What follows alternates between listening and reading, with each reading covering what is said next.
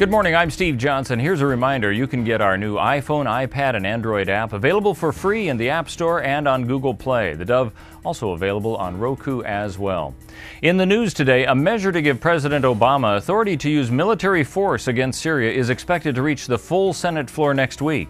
The Senate Foreign Relations Committee approved it in a 10-7 vote yesterday. It rules out U.S. combat operations on the ground. Before the vote, Secretary of State John Kerry told the panel that all eyes are on the actions they take in the crisis. The world is watching, and the world is wondering not whether Assad's regime actually did this. I think that fact is now beyond question. The world is wondering whether the United States of America is going to consent through silence to stand aside while this kind of brutality is allowed to happen without consequence. Hours earlier, al-Qaeda-linked rebels in Syria launched an assault on a regime-held Christian village in the western part of the country. Some of the largest groups are the Western-backed Free Syrian Army and jihadist fighters, some who pledge allegiance to al-Qaeda-linked groups in Iraq. Russian President Vladimir Putin has welcomed President Obama with a smile and a handshake to the Group of 20 summit. The 15-second exchange at the entrance to St. Petersburg's splendid Constantine Palace drew widespread media attention as a potential telltale sign of relations between the U.S. and Russia. The exchange was their only planned one-on-one appearance at the summit in the midst of tensions between the two leaders over Syria and Russia's grant of asylum to National Security Agency leaker Edward Snowden. A request from the public for information on a suspected murder led police to their man. 38-year-old Maria Rodriguez was killed Sunday night in central Medford. Since then, police have been looking for 45-year-old Jose Valencia Gaona.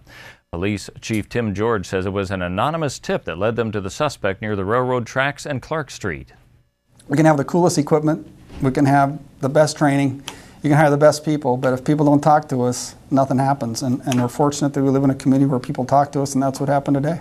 A number of police agencies, including the Medford SWAT team, mobilized to find Valencia Gaona, who now faces multiple charges, including murder. Another fire in Oregon has been declared contained while firefighters continue their efforts in the state. The latest fire to be contained is a Douglas complex of fires in the southwest section. 24,000-acre Big Windy complex, now 87% contained, which forestry spokesman Brian Ballou says is helping to shorten the fire season, which was expected to go well into fall. Things have gone pretty well in the last couple of weeks, especially. The weather has helped out a lot. We got some rainfall late in August, which wasn't a lot of rain, but it was enough to really significantly cool down a large part of the fire area. Well, let's take a look at what we can expect on the weather scene, brought to you by Grange Co-op. And for Medford Grants Pass, rain possible today, a high of 76, 83 tomorrow, 90 and sunny on Saturday. For the Klamath Falls area, we can expect partly cloudy skies today, 70, 73 tomorrow, and 81 on Saturday. Along the coast in Coos Bay and Port Orford, rain for the next couple of days, 69 today, 71 tomorrow, then sunny and 71 on Saturday. And for Northern California and Wairika, possible rain today, about 30% chance, 74 today, 80 degrees expected tomorrow with sunny skies, 89 on Saturday with the lows ranging anywhere from the upper 40s to the low 50s.